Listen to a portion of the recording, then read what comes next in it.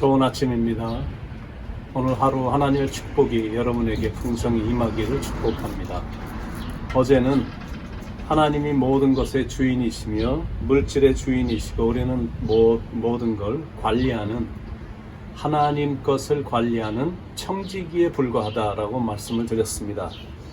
우리는 그 어떤 것에도 주인이 아니기 때문에 We own nothing in this world. 이 세상에서 소유한 게 하나도 없거든요. 왜냐하면 이 땅에 올 때도 아무것도 갖고 오지 못했고 이 땅을 떠날 때도 빈손으로 떠날 것이기 때문에 그렇습니다. 천하를 한 손에 쥐었던 알렉산더 대왕도 자기에게 죽음이 다가온 것을 알고는 자기 측근에게 이렇게 말했다고 그러잖아요. 내가 죽거든 손을 관 밖으로 꺼내서 남들이 볼 수 있도록 하라. 그리고는 이렇게 말을 했습니다.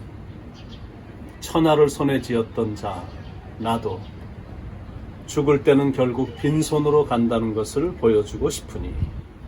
여러분, 인생이란 건 그런 겁니다. 아무리 세상을 호령을 했고 아무리 한때 유명했고 아무리 돈이 많았어도 이 땅을 떠날 때는 모두가 다 빈손인 것. 이 생각이 마음 깊은 곳에 자리 잡고 있으면 정말 성숙한 인생을 살 수 있고 신앙생활도 성공할 수 있습니다. 그런데 모든 게 다 자기 것이다라고 생각을 하면 인생은 결코 아름다운 인생을 살 수가 없습니다. 누가복음 16장 11절에 너희가 만일 세상의 재물에 충성치 아니하면 누가 참된 것으로 너희에게 맡기겠느냐.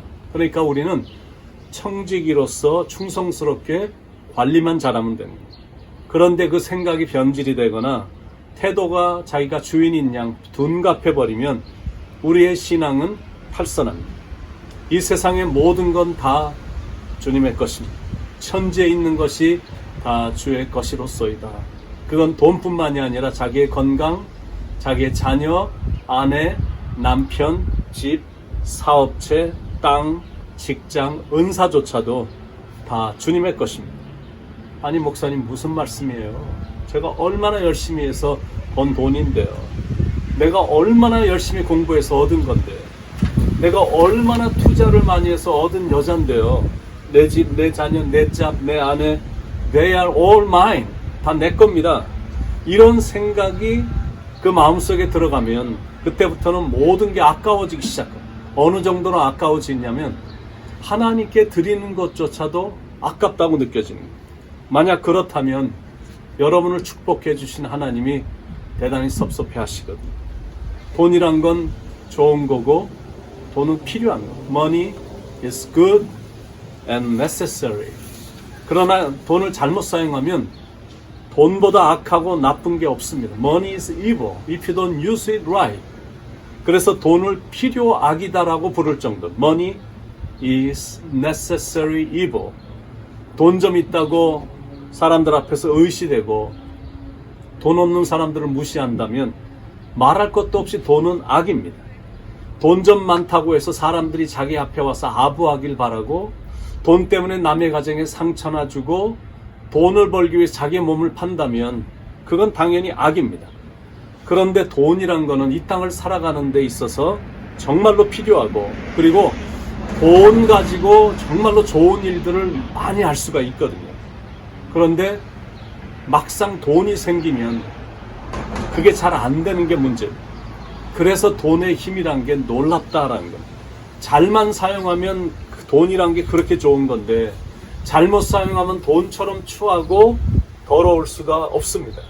돈 때문에 사람도 버리고 사랑도 버리고 친구도 버리고 부모도 버리기도 하니까 돈을 잘 사용하는 것이 얼마나 중요한지 모르겠습니다. 그렇다고 해서 물질을 소유한다는 것이 나쁘다는 것은 절대 아닙니다. 그러나 도를 넘어서면 돈을 사랑하는 경지까지 가고 그리고 재물을 의지하는 단계까지 가면 인생은 다분히 문제가 있다라는 거예요.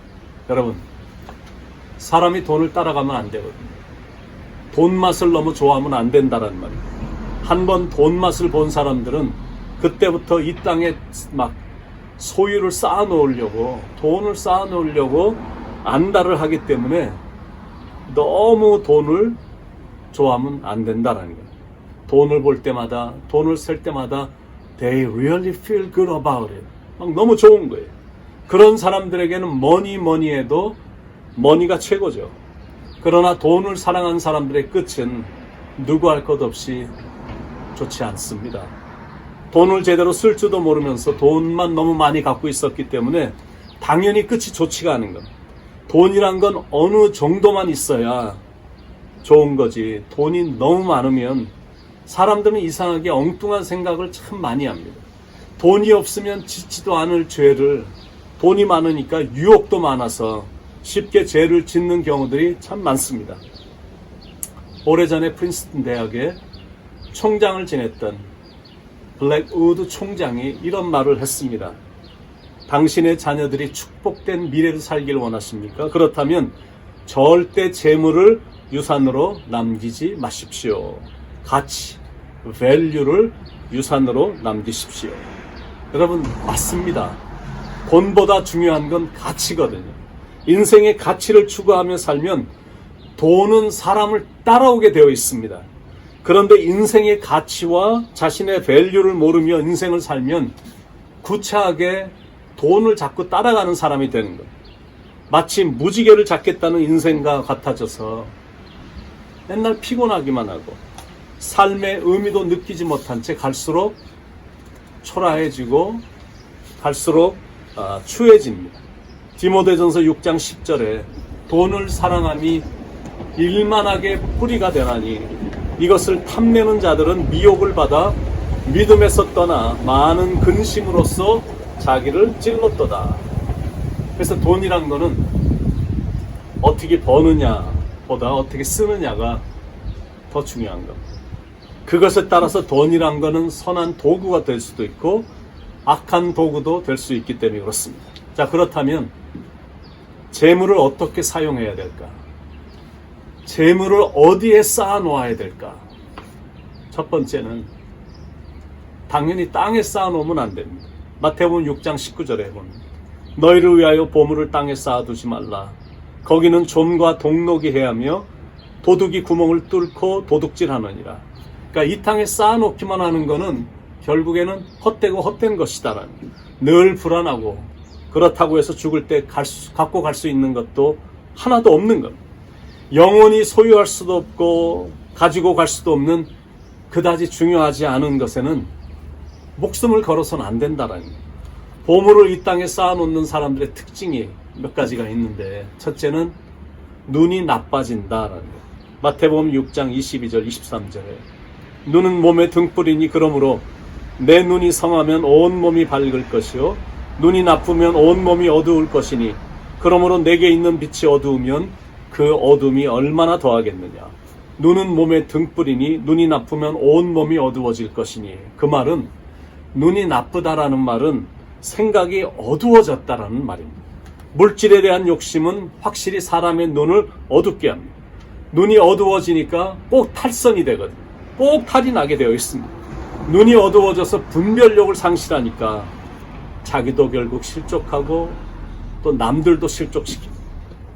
그리고 땅에 재물을 쌓는 사람들의 두 번째 특징은 갖고 있는 재물을 도둑맞습니다. 마태복음 6장 19절에 너희를 위하여 보물을 땅에 쌓아두지 말라. 거기는 좀과 동록이 해하며 도둑이 구멍을 뚫고 도둑질하느니라. 좀이란 거는 옷을 상하게 하거든요. 동록이란 건 금이나 어떤 보화 같은 거를 부식시키거든요.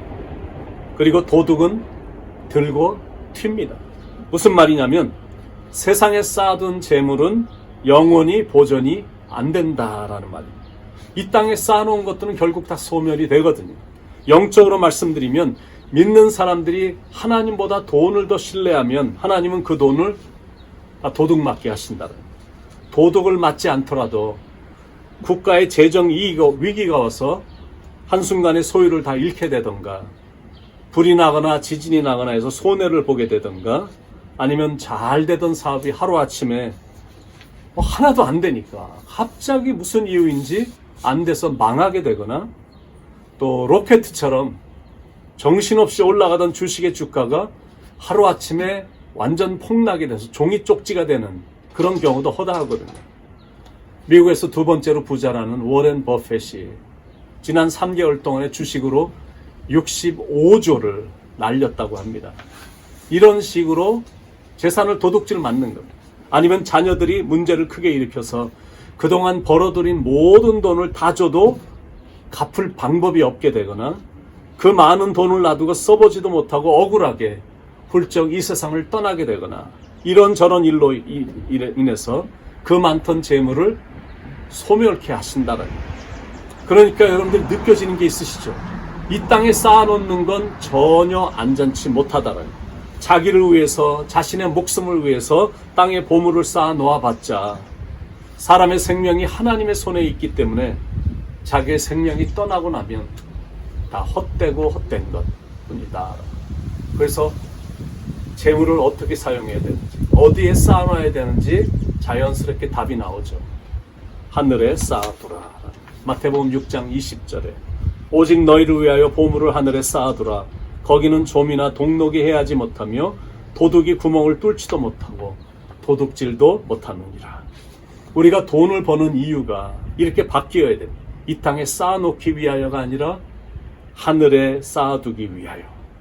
돈이란 거는 하늘에 쌓아놓을 때 그게 가치가 있고 그게 의미가 있기 때문에 그렇습니다. 왜냐하면 이 땅은 지극히 일시적이고 흔들리고 좀 먹고 녹이 쓰는 곳이기 때문에 그렇습니다. 이 땅에 있는 것들은 모든 게 다 퇴색하고 삭아서 없어집니다. 뭐 기쁨도 그렇고 만족도 그렇잖아요. 세상의 기쁨이나 만족은 그리 오래 못 가거든요. 반면에 하늘은 영원하고 흔들리지 않으며 좋을 때 좀이 먹거나 녹이 쓸지 않습니다. 그래서 예수님께서 우리에게 이렇게 충고를 하시는 거예요. 오직 너희를 위하여 보물을 하늘에 쌓아두라. 내 보물이 있는 그곳에는 내 마음도 있느니라. 돈을 열심히 벌어서 그 돈으로 하늘나라를 위해서 또 이웃을 섬기는 일을 위해서 사람을 살리는 일을 위해 은혜롭게 사용하라라는 겁니다. 그런 재물만이 가치가 있기 때문에 바른 물질관을 갖고 산다는 것은 대단히 중요합니다. 그것만이 장차 하늘에서 누릴 영원한 상급과 영광이 될 것이거든요.